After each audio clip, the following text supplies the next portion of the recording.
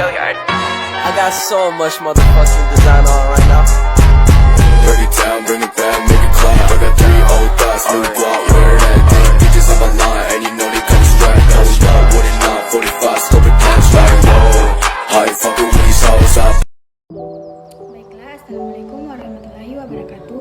Perkenalkan, nama saya Sri Lesteningsi dari Prodi D3 Teknologi Laboratorium Medis kelas B dengan NIM PO 713203221093. Di sini saya akan menjelaskan tentang rongga mulut dan kelenjar selipah.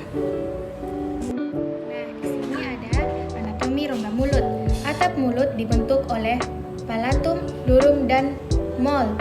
Di bagian posterior, palatum mold berakhir pada ufula. Lidah membentuk dasar mulut pada bagian paling posterior.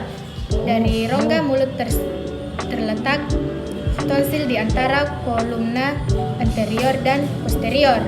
Nah, mulut adalah rongga lonjong pada permulaan saluran pencernaan, terdiri atas 2 bagian. Mulut merupakan jalan masuk menuju sistem pencernaan dan berisi organ aksesori yang bersifat dalam proses awal pencernaan.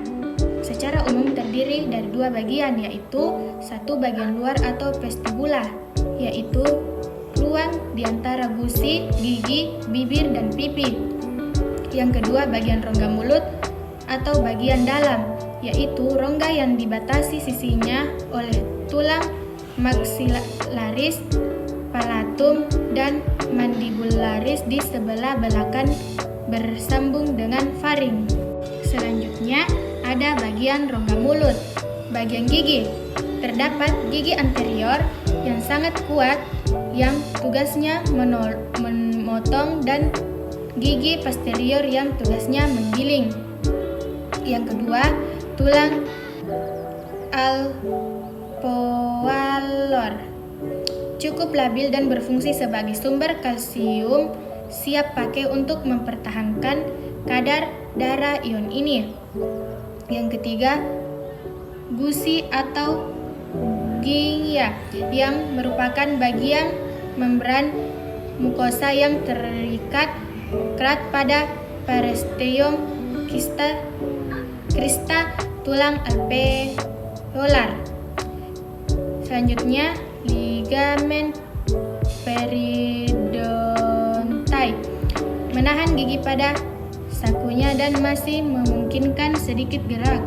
Selanjutnya, pulpa yang memenuhi rongga gigi berasal dari jaringan yang membentuk papila dentis selama perkembangan embrional. Selanjutnya, lidah. Permukaan belakang lidah yang terlihat pada saat seseorang membuka mulut ditutupi oleh seleput lendir yang mempunyai tonjolan-tonjolan atau papila. Pada papila ini terdapat alat pengecap untuk mengenal rasa manis, asin, asam atau di ujung depan dan patut di pangkal lidah. Kelenjar lidah terdiri dari yang pertama kelenjar parotis. Kelenjar parotis merupakan kelenjar lidah terbesar, letaknya di depan dari telinga di antara proses mastoid kiri dan kanan mandibularis. Yang kedua, kelenjar submaxillaris terletak di bawah rongga mulut bagian belakang. Yang ketiga, kelenjar sublingualis di bawah selaput lendir bermara di depan rongga mulut. Nah, jaringan sekitar rongga mulut. Yang pertama, bibir dengan bagiannya. Terdiri atas, bibir bawah, tepi bibir, sudut bibir, tubercle atau tonjolan bulat pada bibir atas tengah. Yang kedua, filtrum, yaitu lekukan antara tubercle dan hidung. Dan yang ketiga, labiomental groove yang berjalan horizontal di bawah bibir membatasi dagu. Keempat, nasiobial groove, lakukan antara hidung, nasal, dari bibir atau labia. Dan yang kelima, dagu bagian depan tepat di bawah bibir. Selanjutnya, gigi geligi dan tulang palatum. Fungsi gigi sebagai bagian dari mulut dalam proses matrikasi atau pengunyahan. Mengunyah ialah menggigit dan menggiling makanan di antara gigi bawah dan gigi atas serta dibantu oleh gerakan lidah dan pipi dalam memindahkan makanan ke pelantung keras isi gigi. Setelah makanan terpotong-potong dan tercampur dengan salipah, maka akan masuk atau ditelan untuk proses selanjutnya. Sebuah gigi mempunyai mahkota leher dan akar. Mahkota gigi menjulang di atas gusi. Lehernya dikelilingi gusi dan akarnya berada di bawahnya. Gigi dibuat dari bahan yang sangat keras, yaitu dentin. Di dalam pusat strukturnya terdapat rongga pulpa. Adapun komponen penyusun gigi.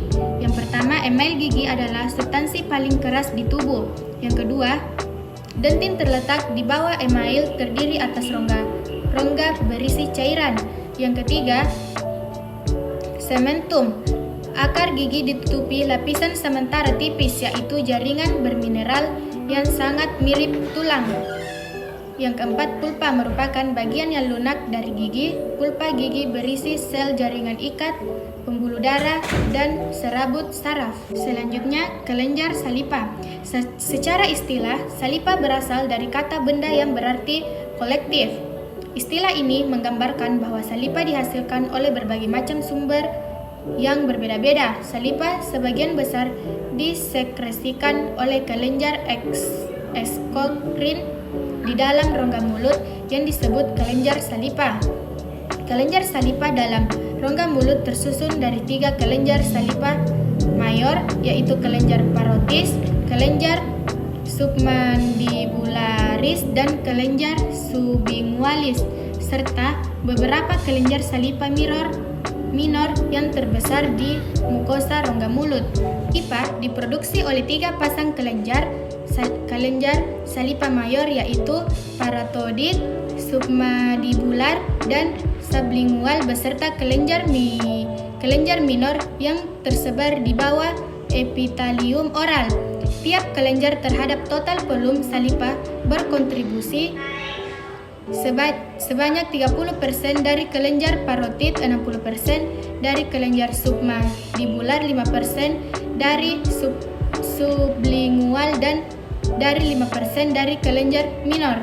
Nah, faktor terbentuknya molekul dalam salipah. Melalui Thig-Johnson cell di kelenjar salipah, aliran ini dipengaruhi oleh berat molekul. Yang pertama, aliran molekul membran sel asninar yang kaya akan lipid. Jalur ini dapat dilalui oleh molekul lipophilik seperti progesteron dan koristol. Seleksi aktif, dan kontaminasi darah dan serum dapat mengalir melalui gingiva. Jika oral hygiene buruk atau pasien malnutrisi, aliran darah dan serum dari gingiva semakin signifikan. Selanjutnya, anatomi kelenjar salipah. Kelenjar paroid adalah kelenjar salipah terbesar dengan berat antara 15 sampai 30 gram dan berukuran 6 x 3 cm. Volume kelenjar paroid adalah 2,5 kali lebih besar daripada kelenjar mandibula dan 6 kali lebih besar dibandingkan dengan kelenjar subingua. Ductus kelenjar paroid disebut selensen ductus yang bermuara di daerah setinggi molar 2 atas. Yang kedua, kelenjar submandibula terletak di segitiga submandibular yang terdiri dari bagian anterior dan perior digestif dan tepi inferior mandibula. Beratnya adalah sekitar 50% berat kelenjar parotit dengan berat antara 7 gram sampai 15 gram. Ductus kelenjar submandibula bermuara di ductus warhan yang terletak di dasar mulut pada kedua sisi freum lingualis. Dan yang ketiga, kelenjar salipah yang berukuran paling kecil adalah kelenjar sublingual dengan berat antara 2 gram sampai 4 gram. Kelenjar sublingual terletak di dalam dasar mulut antara mandibula dan emgeniguases. Adapun fungsi kelenjar salipa, yang pertama melincingkan dan membasahi rongga mulut sehingga membantu proses mengunyah dan menelan makanan, mengontrol kenyamanan lidah dan dalam bergerak. Yang kedua, membersihkan rongga mulut dari sisa-sisa makanan dan kuman. Yang ketiga, mempunyai aktivitas antibakteri dan sistem buffer. Yang keempat, membantu proses pencernaan makanan melalui aktivitas enzim pialim atau anile ludah dan lipue ludah. Selanjutnya, membasahi dan melembutkan makanan menjadi bahan setengah cair ataupun cair sehingga mudah ditelan dan dirasakan. Selanjutnya, berpartisipasi dalam proses pembekuan dan penyembuhan luka karena terdapat faktor pembekuan darah dan epidermal growth faktor salipa. Selanjutnya, jumlah sekre air ludah dapat dipakai sebagai ukuran tentang keseimbangan air dalam tubuh, menghindari dehidrasi sehingga mulut jika ada luka tidak mudah terinfeksi. Air liur mempunyai kemampuan antiseptik sebagai penyembuh luka secara berkala. Selanjutnya, membantu dalam berbicara. Nah, adapun mekanisme sekresi salipa.